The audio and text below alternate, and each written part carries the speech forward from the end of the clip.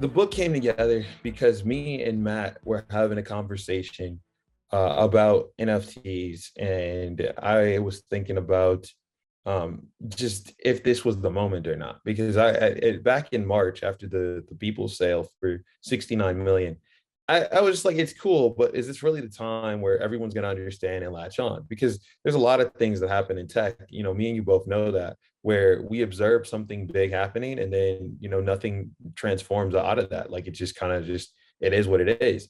And so I didn't know if NFTs would get the attention that they deserved at that point. I thought it would take more.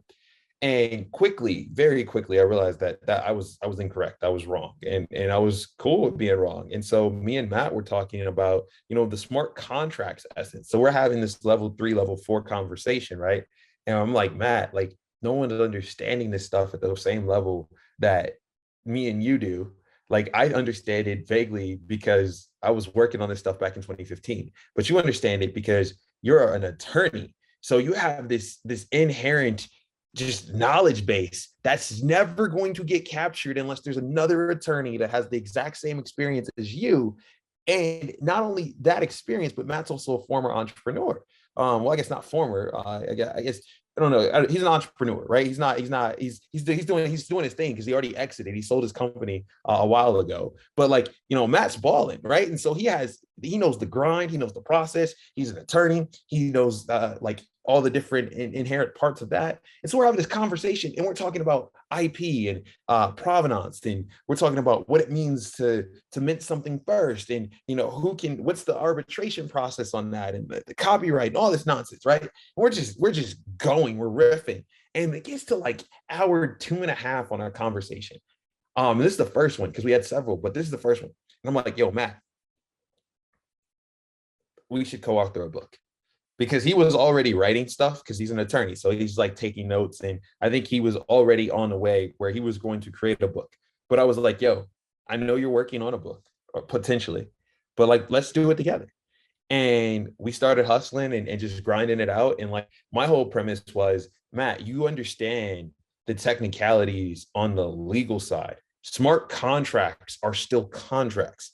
They just added a little bit of programming to it. That's it. A phone is still a phone, but when you add the smart to it and it becomes a smartphone, you just add a lot more functionality. But at the end of the day, it's still a telecommunications device that allows you to connect with someone on the other end, or like next to you, or on the other end of the world. And so when I was looking at it from that perspective, I was just like, damn, like I wouldn't feel right writing a book without an attorney next to me, just because I didn't go to law school. How am I going to talk about contracts and you don't have that context? And I think Matt really just killed it on that side of the thing. And working with Wiley was great because Wiley was able to help guide us in a way where we could move fast, right? Like we started working on this thing in March, and it's in your hands by October.